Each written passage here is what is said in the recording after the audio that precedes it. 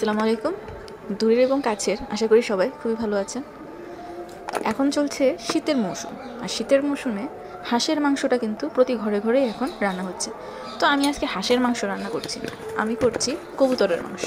হ্যাঁ, কবুতরের মাংসটা আমাদের বাসায় খুব প্রায়ই রান্না করা হয়, তো আজকেও তার ব্যতিক্রম না। আমি চেয়েছিলাম হাঁসের মাংস খেতে, কিন্তু আমার বড় মশাই তার সেই বরাবরের মতো কবুতরের মাংস খাওয়ার শখ, তাই দেরি না করে ফ্রিজ থেকে বের করে ফেললাম আমার সেই কবুতরের কাটা মাংসগুলো।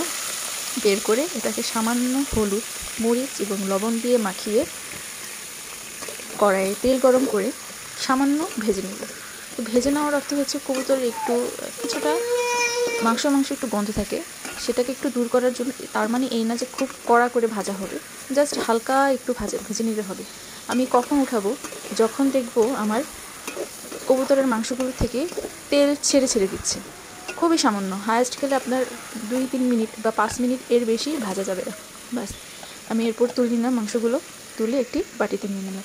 এবং সেই কড়াইয়ে আপনি দেখতেই পাচ্ছেন আমি কিন্তু খুব সামান্য পরিমাণে তেল নিয়েছিলাম, কিন্তু এখন পুরো কড়াইটাতে অনেকগুলো তেল হয়ে গিয়েছে। এটা হচ্ছে সম্পূর্ণ কবুতরের মাংস।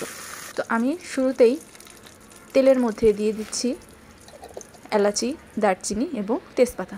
আমি সবসময় তেলের মধ্যে এগুলো দেওয়ার চেষ্টা করি, তাহলে এই মশলাগুলোর ফ্লেভার খুব ভালো আসে।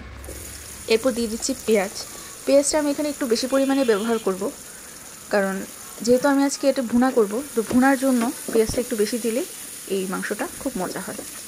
তো দিয়ে আমি একটু ভাজা করে কষানোর জন্য আমি একটু পানি দিয়ে দিলাম।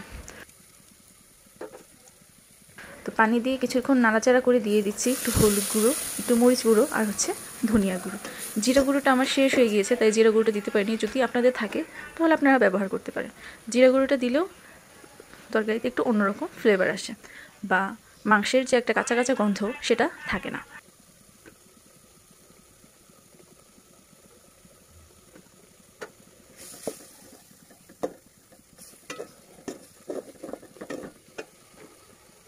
আর এরপর এখন দিয়ে দিচ্ছি একটু আদা বাটা, একটু রসুন বাটা দিয়ে আমি এই মশলাটাকে খুব ভালো করে কষিয়ে নিব। খুব ভালো বলতে খুবই ভালো করে কষিয়ে নিব, যেন মশলার কোনো ফ্লেভার না থাকে, এবং যে কাটা মশলাগুলো আমি ব্যবহার করেছি সেগুলোর ফ্লেভারটা যেন খুব ভালো মতো বেরিয়ে আসে। বাস, এই যে দেখুন মশলাগুলো এখানে যেন পোড়া না লেগে যায়, তাই এখানে আমি দিয়ে দিচ্ছি সামান্য পরিমাণে পানি দেওয়ার উদ্দেশ্য এখানে দুইটা। এক হচ্ছে পোড়া না লেগে যাওয়া, আর দ্বিতীয় হচ্ছে মশলাটা যেন খুব ভালোভাবে কষানো যায়, সেই জন্য পানি দেওয়া। মশলাগুলো থেকে যখন এরকম তেল ছেড়ে দিয়েছে, ঠিক এই পর্যায়ে আমি দিয়ে দিব মাংসগুলো। তো এটা আমি কোনো রেসিপি শেয়ার করলাম না, আমি জাস্ট কী রান্না করেছি সেটাই আপনাদের সাথে শেয়ার করি।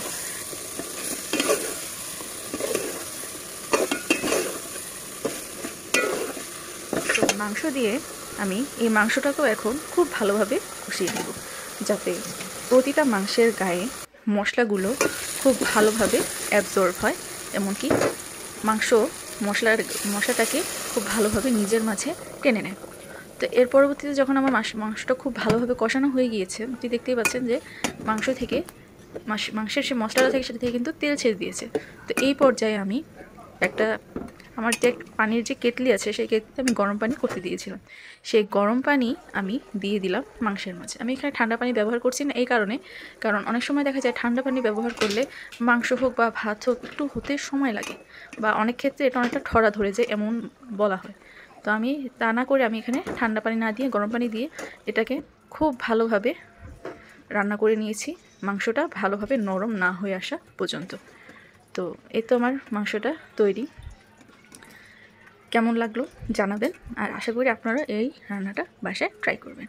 ভালো থাকবেন, আল্লাহ হাফেজ।